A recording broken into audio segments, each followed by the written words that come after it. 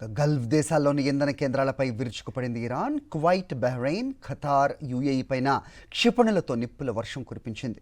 మరోవైపు ఇరాన్లోని అతిపెద్ద సహజ వాయు క్షేత్రంపై ఇజ్రాయెల్ భీకర దాడులు చేసింది. ఈ నేపథ్యంలో అంతర్జాతీయ మార్కెట్లో $108 చేరింది బ్యారెల్ ముడి చమురు. ప్రపంచవ్యాప్తంగా ఇంధన ధరలు మండిపోతున్నప్పటికీ ఇరాన్, అమెరికా, ఇజ్రాయెల్ మాత్రం వెనక్కి తగ్గట్లేదు. పశ్చిమాసియాలో చమురు, సహజవాయు కేంద్రాలే యుద్ధక్షేత్రాలుగా మారిపోతున్నాయి. ప్రపంచవ్యాప్తంగా ఇంధన ధరలు మండిపోతున్నప్పటికీ ఇరాన్, అమెరికా, ఇజ్రాయెల్ మాత్రం వెనక్కి తగ్గడం లేదు. ఇరాన్లోని అతిపెద్ద సహజ వాయు క్షేత్రం అయిన సౌత్ పార్స్పై ఇజ్రాయెల్ సైన్యం భీకర దాడులు చేసింది. ఇక్కడ నిత్యం 100 మిలియన్ క్యూబిక్ మీటర్ల న్యాచురల్ గ్యాస్ ఉత్పత్తి అవుతోంది. ఇజ్రాయెల్ దాడిలో ఇరాన్కు భారీగా నష్టం వాటిల్లినట్లుగా తెలుస్తోంది. మరోవైపు ఇరాన్ సైతం గల్ఫ్ దేశాల్లోని ఇంధన కేంద్రాలపై విరుచుకుపడుతోంది. సౌదీ అరేబియాలో చమురు క్షేత్రాలు అధికంగా ఉన్న తూర్పు ప్రావిన్స్పై భారీగా క్షిపణులను ప్రయోగించింది. బహ్రెయిన్, ఖతార్, యుఏఈ పైన క్షిపణులతో నిప్పుల వర్షం కురిపించింది.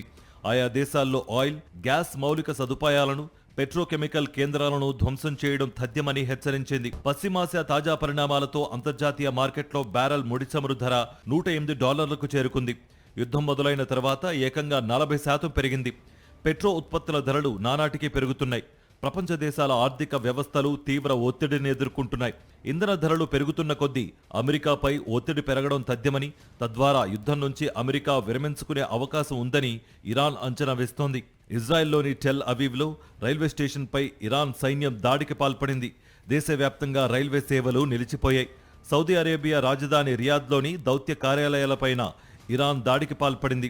ఇరాన్ ప్రయోగించిన 2 డ్రోన్లను సౌదీ అరేబియా సైన్యం కూల్చివేసింది. రియాద్లో బుధవారం సాయంత్రం భారీగా పేలుళ్ల శబ్దాలు వినిపించాయి. ఇరాన్ రాజధాని బాగ్దాద్లోని అమెరికా ఎంబసీపై బుధవారం కూడా దాడులు జరిగాయి. ఇరాన్ దక్షిణ పార్స్ ప్రావిన్స్లోని లారెస్థాన్ కౌంటీలో ఉన్న కోర్టు సముదాయంపై భారీ దాడి జరిగింది. ఈ ఘటనలో 8 మంది మృతి చెందారు. యుద్ధం మొదలైనప్పటి నుంచి ఇరాన్లో ఇప్పటి వరకు 1300 మందికి పైగా బలయ్యారు.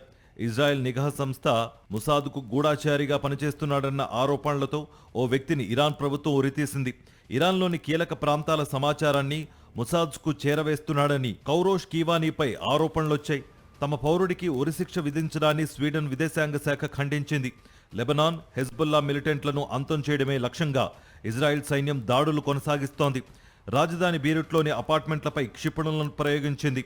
ఈ దాడుల్లో 10 మందికి పైగా మృతి చెందారు. మిలిటెంట్ కార్యకలాపాల కోసం హెజ్బుల్లా పెద్ద ఎత్తున ధనం నిల్వ చేసుకున్న అపార్ట్మెంట్లను నేలమట్టం చేసింది ఇజ్రాయెల్.